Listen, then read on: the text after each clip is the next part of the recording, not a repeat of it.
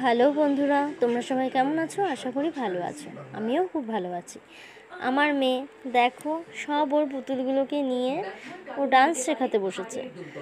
ওর sir okay যেমনভাবে করায় ও তেমনভাবে ওর সব ওই পুতুলগুলোকে ওরমভাবে আর্চ করাচ্ছে, ব্যায়াম করাচ্ছে।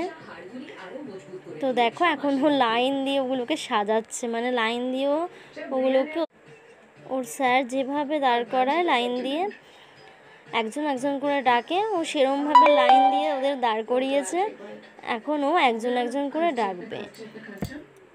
তো দেখো ওকে করাচ্ছে। এখন আমি ওকে বলছি তুই ভাইটাকে করা, ও তা করাবে না।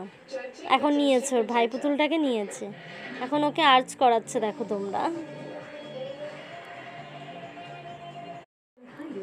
দেখো ওর স্যার যেমনভাবে ওকে পায়ের পাতায় পা দিয়ে যাতে ও পড়ে না যায়, ব্যথা না পায়, ওরমভাবে পায়ের করে করায়, ও সেরকমভাবে ওকে পায়ের পাতা দিয়ে পাড়া দিয়ে ও সেরকমভাবে ওকে আর্চ করাচ্ছে।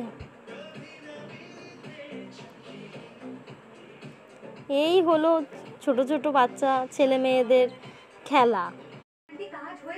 ওরা সারাদিনে যেগুলো দেখে বড়দের করতে বা স্কুলের টিচার